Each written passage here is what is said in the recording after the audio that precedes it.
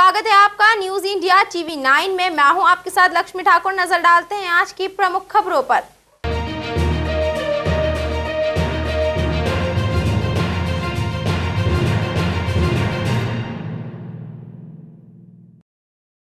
मध्य प्रदेश में होने वाले आगामी लोकसभा उपचुनाव को लेकर कांग्रेस पार्टी ने अपने उम्मीदवार मैदान में उतार दिए हैं। खंडवा सीट से पूर्व विधायक राजनारायण सिंह पुरनी दावेदारी करेंगे। कांग्रेस ने होने वाले लोकसभा उपचुनाव को लेकर खंडवा, जोबट और रैगांव से अपने प्रत्याशी घोषित कर दिए हैं।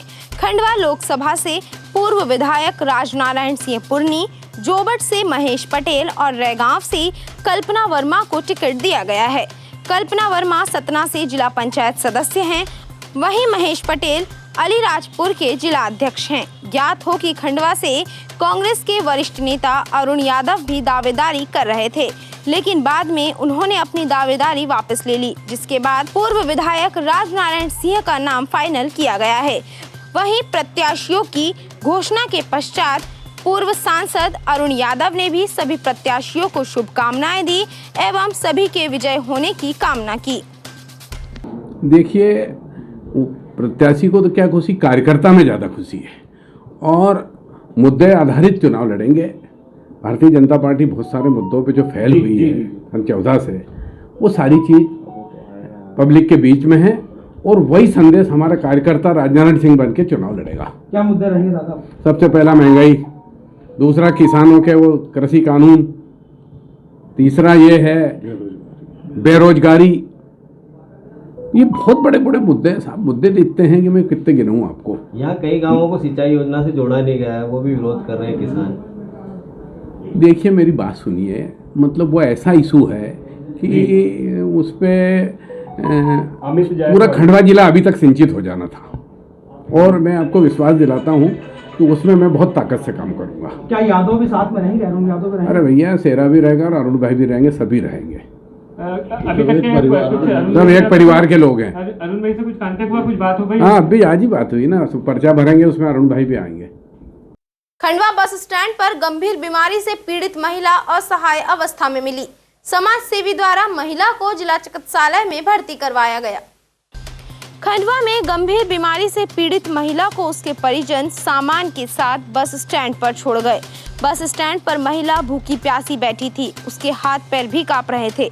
बस स्टैंड पर कूली का कार्य करने वाले मुख्तियार मनिहार ने समाज सेवी सुनील जैन को फोन के माध्यम से सूचना दी। तत्काल सुनील जैन ने बस स्टैंड पर पहुंचकर पीड़ित महिला के हालचाल पूछे एवं जानकारी मांगी। वह पूर्ण रूप से अपनी जानकारी नहीं दे पा रही थी। उसके पास मिले आधार कार्ड के अनुसार उसका नाम सुनीता गुर्जर है। महिला गंभीर बीमारी से पीड़ित है। सुनील जैन ने तत्काल 108 को फोन लगाकर एम्बुलेंस के माध्यम से जिला चिकित्सालय में भर्ती करवाया। डॉक्टरों के द्वारा महिला का चेकअप किया गया। बस स्टैंड पर एक बीमार महिला की जो यहाँ पर हमारे समाज सेवी है मनिहार जी, उनने बराबर ही जब यहाँ पे सेवा करते रहते हैं और उन्होंने मुझे सूचना दी कि एक महिला बीमार हालत में पड़ी है और कुछ छोड़ के चले गया है। तत्काल मैं यहाँ पर आया और तुरंत 108 को फ़ोन लगाया और मुश्किल से 10 से 15 मिनट के अंदर 108 से भोपाल कांटेक्ट करते हुए खंडवा का कांटेक्ट हुआ और एम्बुलेंस आई। तो उसके जो कार्ड, आधार कार्ड के आधार पर सुनीता गुर्जर खेगावड़ा की बाई है और कहीं ना कहीं कैंसर से ऐसा लग रहा है कि कहीं ना कहीं बड़ी गंभीर बीमारी से पीड़ित है। तत्काल हमने उसको एम्बुलेंस को बुलाकर उसको अस्पताल में एडमिट करा रहे हैं। साथ ही खेवाड़ा में भी हमने जानकारी वगैरह पहुंचाई है, क्योंकि जिनकी भी ये माता हो, इस प्रकार कोई यदि बीमार महिला अपनी हो जाती है, माता पिता यदि हो जाते हैं, तो इस प्रकार छोड़ा नहीं जाता है। कम से कम ये सेवा का काम रहता है कि इस समय यदि हमने सेवा कर दी तो कहीं ना कहीं हमको पुण्य की प्राप्ति होती है। लेकिन हम देखने में ये आता है कि आजकल पुत्र और बेटे जो होते हैं, तो जब तक स्वस्थ रहती है तब तक तो ठीक है, जहाँ बीमार होती है तो इसी हालत में छोड़ देती है। लेकिन ठीक है, भगवान ने जैसा हमको सूचना मिली और हमने तुरंत उनको पहुँचाकर अस्पताल में इलाज के लिए पहुँचा रहे हैं और उनके गाँव वालों को भी हम समझाएंगे। महिला की बातों के अनुसार उसके 2 पुत्र हैं, लेकिन उसकी देखरेख न होने के कारण वह बस स्टैंड पर बीमार हालत में है। इस दौरान सुनील जैन ने कहा कि हमारा देश धार्मिक और संस्कृति को मानने वाला देश है, जहां मानव सेवा करना ही धर्म है, जहां माँ बाप की सेवा को ही पूजनीय माना गया है और ऐसे समय जब कोई पीड़ित और असहाय हो तो उसकी सेवा प्रभु सेवा के बराबर होती है। अतः कोई भी व्यक्ति अपने बुजुर्ग या बीमार माँ बाप को इस तरह से बेहाल न छोड़े। मतलब किस तरह की सूचना मिली और क्या प्रयास किया आपने?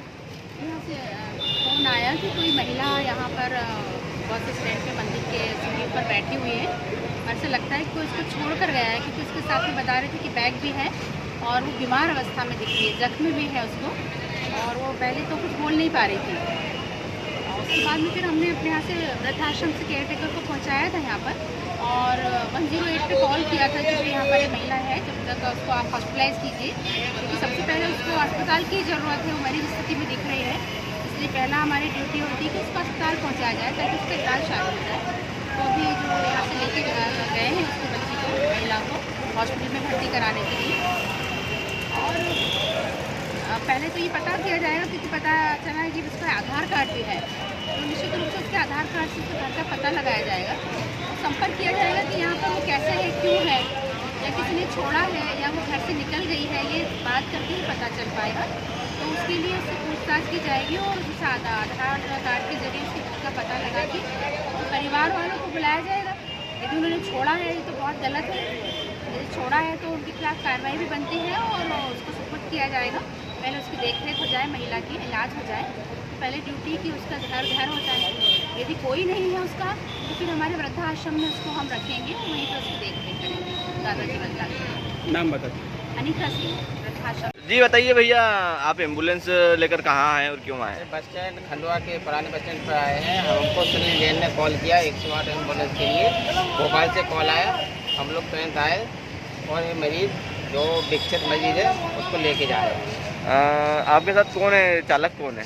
चालक पठान जी हैं, सलमान पठान। आपका नाम? मैं संतोष कुमार। ओमकारेश्वर के समीप स्थित गयाशिला नामक स्थान पर श्राद्ध पक्ष में तर्पण करने का अत्यधिक महत्व है। बड़ी संख्या में श्रद्धालु यहां पहुंचकर अपने पितरों के निमित्त तर्पण करवा रहे हैं। 16 श्राद्ध में पितरों के निमित्त नर्मदा के तट एवं अति प्राचीन सतपुड़ा विंध्याचल पर्वत के बीच ओमकारेश्वर से 2 किलोमीटर दूर स्थित गयाशिला नामक स्थान पर श्रद्धालु पहुंच रहे हैं।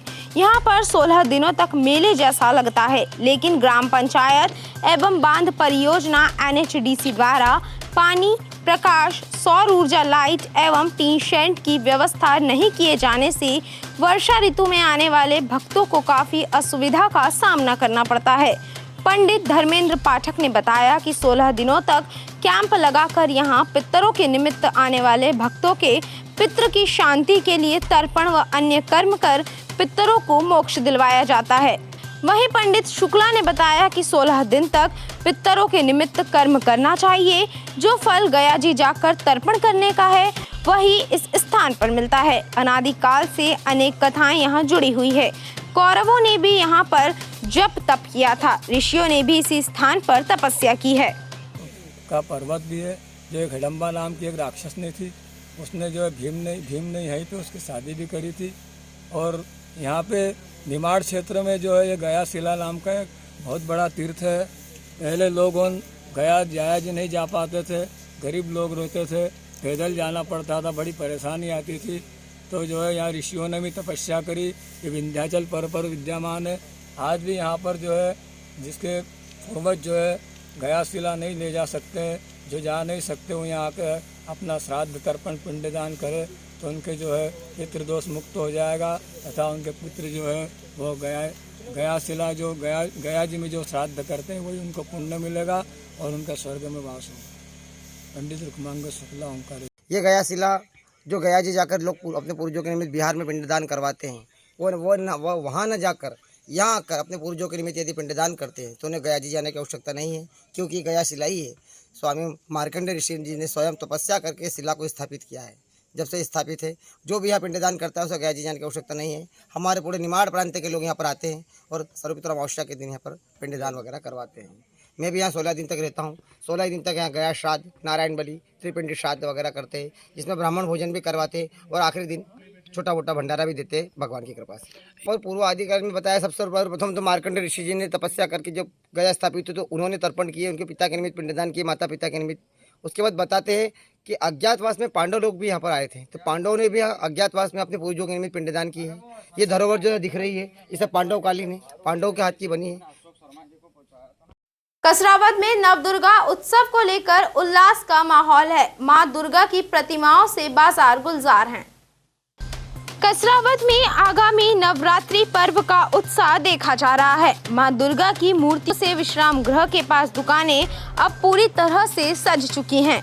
मूर्तियों को देखकर लगने लगा है कि माता आगमन के लिए तैयार हैं। मां दुर्गा की प्रतिमाएं खरीदने वालों की भीड़ बढ़ने लगी है। आगामी 7 अक्टूबर से प्रारंभ होने वाले नवरात्रि पर्व को लेकर श्रद्धालुओं में उत्साह दिखाई दे रहा है। 2 दिन बाद नवरात्रि उत्सव की शुरुआत होने जा रही है, जिसके लिए बाजारों में भी तैयारियां शुरू हो चुकी है। जगह जगह मां देवी की सुंदर एवं आकर्षक प्रतिमाओं की दुकानें सजना शुरू हो चुकी है, जहां एक से बढ़कर एक प्रतिमाएं लोगों को अपनी ओर आकर्षित कर रही है। 6 अक्टूबर को श्राद्ध पक्ष यानी पितृपक्ष के संपन्न होने पर विधि विधान से घरों में मां दुर्गा की प्रतिमाएं स्थापित की जाएगी। इस दौरान बड़वानी में आधार कार्ड बनाने की आईडी देने के लिए CSC सेंटर के मैनेजर को पुलिस ने रंगे हाथों रिश्वत लेते गिरफ्तार किया। इंदौर लोकायुक्त टीम ने बड़वानी में कार्यवाही करते हुए CSC सेंटर के मैनेजर मोहसिन खान को फरियादी अंबाराम सस्ते से पार्टी BEO कार्यालय में आधार कार्ड बनाने की आईडी देने के एवज में 10,000 की रिश्वत लेते हुए रंगे हाथों गिरफ्तार किया। लोकायुक्त DSP प्रवीण सिंह बघेल के अनुसार आरोपी द्वारा 20,000 की रिश्वत आधार कार्ड आईडी बनाने के नाम पर मांगी गई थी, जिसकी पहली किश्त 10,000 रुपए देना तय किया गया था। मंगलवार को फरियादी द्वारा CSC कार्यालय मधुबन कॉलोनी में आरोपी को 10,000 की रिश्वत देते समय लोकायुक्त पुलिस ने मोहसिन खान को रंगे हाथों पकड़ा। CSC सेंटर सेंट्रल गवर्नमेंट की स्कीम के तहत आधार के वेंडर होते हैं और यह आधार कार्ड सेंटर के सुपरवाइजर आदि का कार्य भी करते हैं। फिलहाल लोकायुक्त पुलिस द्वारा भ्रष्टाचार अधिनियम की धारा 7 के तहत आरोपी पर कार्यवाही की जा रही है। सर क्या नाम? मैं DSP प्रवीण सिंह बघेल। सर क्या कार्रवाई? हाँ, कार्रवाई ये है कि 27 तारीख को जो बेड़दा ग्राम तहसील पार्टी के रहने वाले अंबाराम सस्ते हैं, इन्होंने पुलिस अधीक्षक महोदय के समक्ष आकर शिकायत करी थी कि आपके जो बड़वानी में एक CSC सेंटर कार्यरत है जो कि लोगों को ई-पंजीयन के आईडी प्रदान करता है, तो इनको भी आधार पंजीयन की आईडी की ज़रूरत थी BO कार्यालय पार्टी के लिए, जिसके लिए इनसे 20,000 रुपये की रिश्वत यहाँ के जो मैनेजर हैं CSC के मोहसिन खान द्वारा मांगी जा रही थी। जब इनकी शिकायत को तस्दीक की गई और उसमें रिकॉर्डिंग कराई गई तो मोहसिन खान के द्वारा जो है 20,000 रुपये की रिश्वत मांगा जाना पाया गया। इनके पास 20,000 रुपये इन्होंने बातचीत के दौरान तोड़ किया, उसमें तो 10,000 रुपये पहली किस्त के रूप में लेना तय हुआ। आज पुलिस अधीक्षक महोदय के द्वारा ट्रैप दल का गठन किया गया था और ये CSC के जिला प्रबंधक मोहसिन खान को 10,000 रुपये की रिश्वत लेते हुए आधार पंजीयन सेंटर खोलने के एवज में 10,000 रुपये की रिश्वत लेते हुए अभी ट्रैप किया गया है। इनके विरुद्ध भ्रष्टाचार निवारण अधिनियम की धारा 7 के अंतर्गत हम लोग अभी कार्रवाई कर रहे हैं। सर गवर्नमेंट से अटैच था आधार कार्ड सेंटर की जानकारी? ये तो सेंट्रल की स्कीम है, उसके तहत इन्होंने उसके वेंडर हैं ये आधार के, तो क्योंकि अभी थर्ड पार्टी वेंडरशिप चल रही है तो इनको भी इनकी जो कंपनी है CSC कंपनी उसको वेंडरशिप का लाइसेंस मिला होगा, उसी के आधार पे ये जो है आधार पंजीयन का कार्य करते हैं और जो आधार पंजीयन सेंटर है उनको जो है सुपरवाइज भी करते हैं लोग, मतलब उनके निरीक्षण वो लोग ठीक से आधार पंजीयन लोगों को सब सुविधाएं दे रहे हैं कि नहीं, वो भी यही लोग देख रेख करते हैं। क्या नाम है? मेरा नाम अंबाराम सर। अंबाराम कहाँ रहते हैं? मैं वैसे तो बड़वानी रहता हूँ और गांव में भी रहता हूँ। क्या हुआ है? किससे रिश्वत मांगी? ये मेरे लिए आधार आईडी जो कि लोगों का आधार बनाने का काम, तो आधार आईडी के लिए मेरे पास डिमांड करे 20,000 का। मैंने 20,000 से मना करा तो उन्होंने 10 तक का कहा और 10 उनको दिया है और मैंने लोकायुक्त को संपर्क करा, बोल दिया कि यार ऐसी बात हो गई। कौन से गांव के लिए आईडी बनाने के लिए? सर पार्टी BO कार्यालय। अभी कितने पैसे देते हैं? 10,000 सर। मध्य प्रदेश राज्य आनंद संस्थान आध्यात्म विभाग द्वारा एक दिवसीय बुजुर्ग संवाद कार्यक्रम का आयोजन किया गया। इस दौरान बुजुर्गों ने अपने जीवन के खट्टे मीठे अनुभव सभी के साथ साझा किए। मध्य प्रदेश राज्य आनंद संस्थान आध्यात्म विभाग द्वारा वृद्धजन सम्मान सप्ताह के तहत 4 अक्टूबर को दादाजी वृद्ध आश्रम खंडवा में एक दिवसीय बुजुर्ग संवाद कार्यक्रम का आयोजन किया गया, जिसमें बुजुर्गों ने अपने दुख दर्द साझा किए और अपने खुशी के पलों को भी याद कर आनंद से भाव विभोर हो गए। प्रतिदिन 15 मिनट अल्पविराम करने का निर्णय भी लिया। कार्यक्रम के आरंभ में अनीता सिंह ने दादाजी वृद्ध आश्रम द्वारा संचालित गतिविधियों की संक्षिप्त जानकारी दी। इसके बाद आनंदम सहयोगी मनीषा पाटिल ने राज्य आनंद संस्थान का परिचय दिया। आनंदम सहयोगी शिल्पी राय ने जीवन का लेखा जोखा विधि के माध्यम से बुजुर्गों से उनके जीवन में घटित सुख दुख और आनंद से संबंधित प्रश्न देकर बुजुर्गों से अपने अनुभव साझा करने का अनुरोध किया। इस दौरान बुजुर्गों ने अपने जीवन के अनुभव सभी के साथ साझा किए। खंडवा जिले में आदर्श आचार संहिता लागू है, लेकिन बीजेपी नेताओं के द्वारा लगातार इसका उल्लंघन किया जा रहा है। खंडवा में आदर्श आचार संहिता का खुलेआम उल्लंघन किया जा रहा है। बीजेपी के पूर्व नगर निगम अध्यक्ष राम गोपाल शर्मा की गाड़ी पर हूटर लगे हुए हैं। मंगलवार को नगर निगम जोन क्रमांक 1 के पास राम गोपाल शर्मा की गाड़ी खड़ी थी, जिस पर ऑन ड्यूटी नगर निगम लिखा हुआ था, लेकिन जब राम गोपाल शर्मा के ड्राइवर से पूछा गया तो उनका कहना था कि गाड़ी नगर निगम में अटैच है। वहीं राम गोपाल शर्मा ने कहा कि यह गाड़ी मेरे पास ही रहती है, मेरी निजी गाड़ी है। ट्रैफिक नियम की धज्जियां उड़ाते हुए बीजेपी के कई नेता लगातार आचार संहिता का उल्लंघन कर रहे हैं। भाजपा के प्रदेश प्रभारी मुरलीधर राव ने श्री दादाजी धाम मंदिर पहुंचकर दर्शन किए, साथ ही कहा कि जल्द ही पार्टी अपने प्रत्याशियों के नाम पेश करेगी। मंगलवार को प्रदेश प्रभारी मुरलीधर राव जी दादाजी धाम दर्शन करने पहुंचे, जहां उन्होंने दरबार में हवन किया। प्रदेश में सुख समृद्धि शांति बनी रहे, इसके लिए प्रार्थना की। इस अवसर पर बीजेपी प्रदेश प्रभारी मुरलीधर राव ने पत्रकारों से चर्चा के दौरान कहा कि भारतीय जनता पार्टी लोकसभा और विधानसभा में अपना परचम लहराएगी। पार्टी जिसे भी टिकट देगी सभी मिलकर उसके लिए कार्य करेंगे और पार्टी को जिताएंगे। भारतीय जनता पार्टी सर्वोपरि होती है, पार्टी का सिंबल ही सर्वोपरि है। लोकसभा चुनाव के लिए कैंडिडेट का चयन हो चुका है, जल्द ही नाम की घोषणा भी की जाएगी। खंडवा शहर में माइक ऑर्गेनाइजेशन एवं परमार्थी संस्थान द्वारा गरीब बस्ती में रहने वाले बच्चों को भोजन का वितरण किया गया। बच्चे देश का भविष्य है। जब पढ़ेगा बच्चा और अच्छा खाएगा तभी भारत देश का बच्चा आगे जाएगा। इसी सोच को लेकर शहर की संस्थाओं ने रविवार की सुबह खंडवा शहर के सुदामा नगर के झुग्गी झोपड़ी जरूरतमंद निवासी बच्चों के लिए प्रत्येक रविवार की तरह इस रविवार भी मॉड्यूल बेस्ड शिक्षा प्रदान की एवं इसके साथ बच्चों में भोजन का वितरण किया। पूरे सप्ताह व्यस्त रहने वाले नौकरी पेशा लोग, स्टूडेंट्स व समाज के क्षेत्र में योगदान देने की भावना रखने वाले सभी युवा रविवार अवकाश के दिन बच्चों के साथ बिताने व पढ़ाने के लिए एकत्रित होते हैं। इस दौरान माइक ऑर्गेनाइजेशन एवं परमार्थी संस्था के कई सदस्य उपस्थित रहे। संस्था के द्वारा अभावग्रस्त क्षेत्रों में रहने वाले बच्चों के लिए विशेष एजुकेशन मॉड्यूल बनाया गया है। खंडवा में लायंस क्लब द्वारा अलग अलग स्थानों पर मधुमेह जांच शिविर का आयोजन किया गया। 600 से अधिक लोगों ने जांच शिविर का लाभ लिया। डायबिटीज या मधुमेह शरीर के कई अंगों पर बुरा प्रभाव डालती है। कई बार इससे शरीर में विकलांगता की स्थिति आ जाती है। सही समय पर इलाज नहीं करने पर यह जानलेवा भी हो सकती है। मधुमेह से आंख, गुर्दे, तंत्रिकाएं, पांव, हृदय एवं दांत पर प्रभाव पड़ता है। इसलिए समय समय पर मधुमेह की जांच आवश्यक है।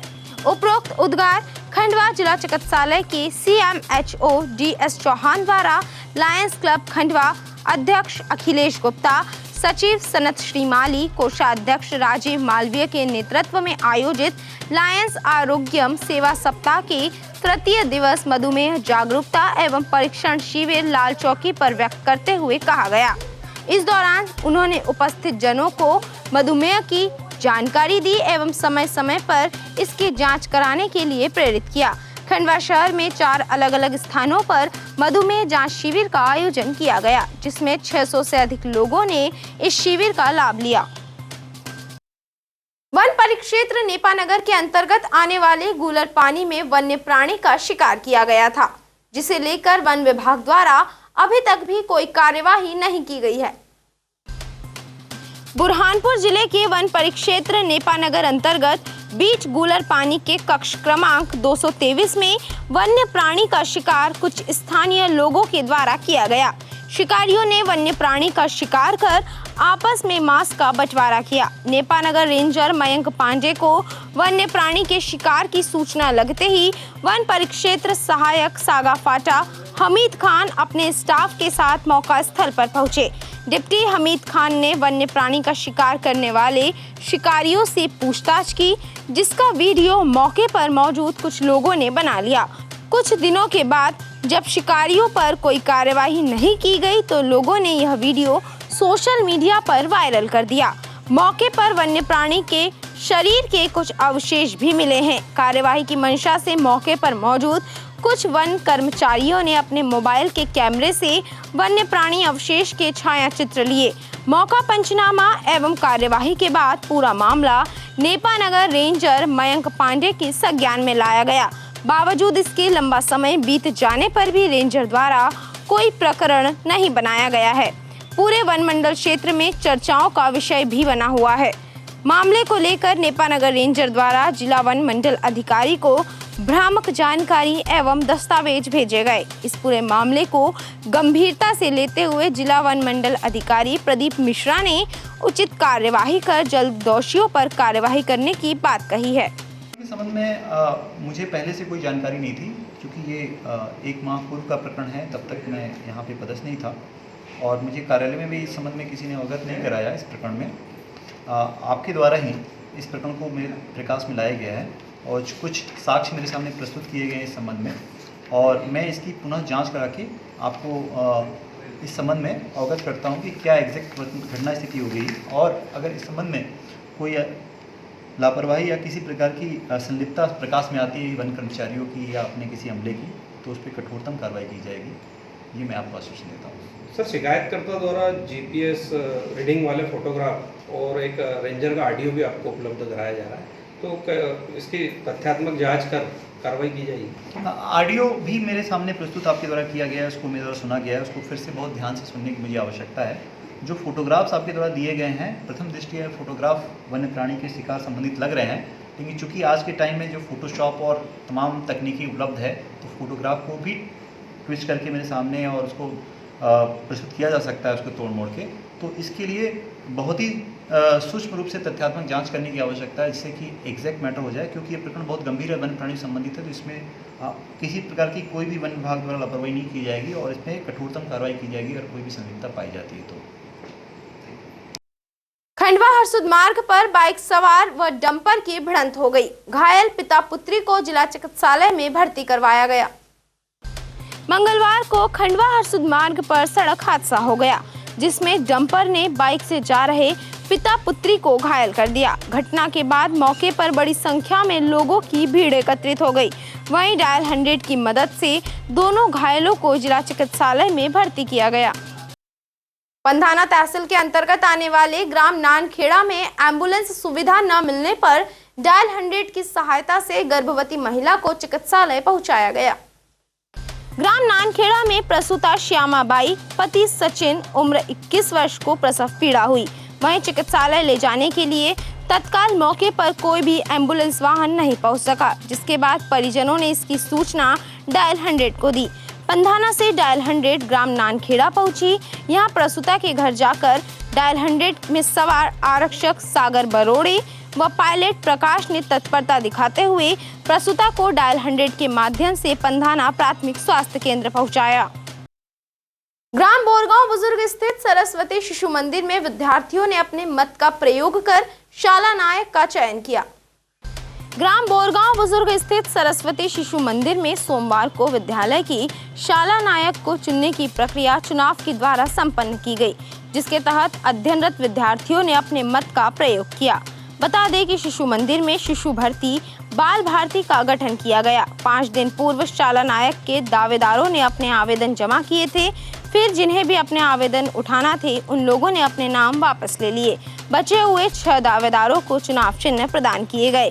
इन दावेदारों में से शाला नायक के चयन के लिए शाला में अध्ययनरत सभी विद्यार्थियों ने मतदान किया। प्रधानाचार्य शांतिलाल तिरोली ने बताया कि शिशु भारती बाल भारती गठन के माध्यम से शाला में अध्ययनरत भैया बहनों को उनके मतदान के प्रयोग करने व उसके महत्व को समझाया गया। इंदौर इच्छापुर हाईवे पर बोरगांव के पास ट्रक व यात्री बस की भिड़ंत हो गई। किसी भी तरह की जनहानि नहीं हुई। इंदौर इच्छापुर हाईवे पर सोमवार को बोरगांव के पास एक यात्री बस के साथ सामने से तेज गति से आ रहे ट्रक की टक्कर हो गई। हादसा होते ही हाईवे पर भीड़ जमा हो गई। अच्छी बात यह रही कि टक्कर में कोई भी जनहानि नहीं हुई। बस में सवार यात्री सुरक्षित हैं। बस ट्रक की भिड़ंत की सूचना पर बोरगांव पुलिस मौके पर पहुंची। वह बस में सवार सभी यात्रियों के हाल जाने। इधर बस चालक की शिकायत पर बोरगांव पुलिस ने ट्रक चालक के खिलाफ मामला पंजीबद्ध किया है। खंडवा के अग्रणी श्री नीलकंठेश्वर स्नातकोत्तर शासकीय महाविद्यालय में एक स्टूडेंट के साथ मारपीट का मामला सामने आया है। जानकारी के मुताबिक विद्यार्थी कॉलेज में एडमिशन करवाने के लिए गया था, जिस दौरान कुछ अज्ञात युवकों ने विद्यार्थी के साथ मारपीट की।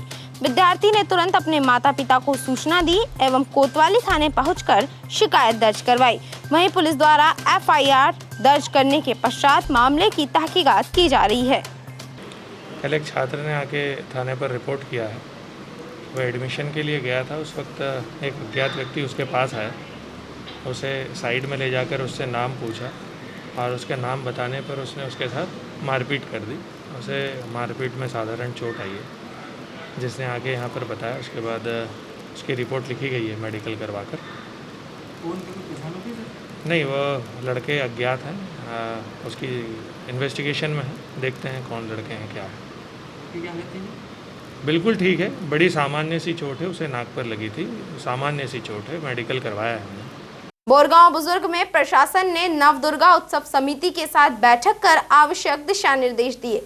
ग्राम बोरगांव बुजुर्ग स्थित पुलिस चौकी प्रांगण में सोमवार को आगामी नवरात्रि उत्सव को लेकर चौकी प्रभारी रमेश गवले ने नवदुर्गा उत्सव समिति सदस्यों की बैठक ली।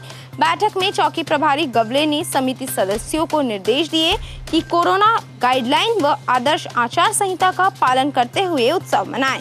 उन्होंने समिति सदस्यों को बताया कि किसी भी गांव में ऐसी जगह माता का पंडाल न बनाएं जिससे आवागमन बाधित हो। बैठक में बोरगांव पुलिस चौकी स्टाफ के साथ नवदुर्गा उत्सव समिति के सदस्य मौजूद रहे। आज के अंक में बस इतना ही। मैं लक्ष्मी ठाकुर जल्दी हाजिर होंगी नई खबरों के साथ। तब तक के लिए नमस्कार। जय हिंद, जय Bharat.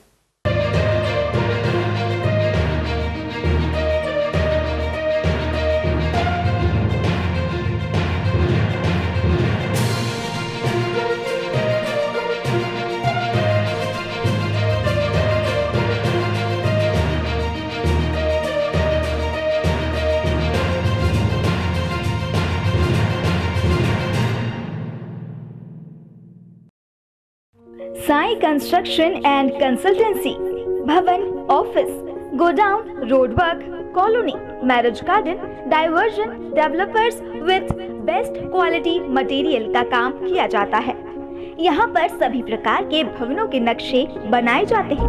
Drawing, design, elevation, interior design, structure design एवं निर्माण कार्य किया जाता है। सभी प्रकार के विश्वसनीय निर्माण कार्य, बेस्ट क्वालिटी, मजबूती, फिनिशिंग वर्क इंदौर, खंडवा, बुरहानपुर, हरदा जिले में निर्माण संबंधित कार्यों के लिए संपर्क करें। आकाश नेभनानी 7693886409, चुन्नीलाल नेभनानी 9893996400, मोघट रोड, तीरथ धाम गुरुद्वारे के सामने JK स्टूडियो के ऊपर, खंडवा।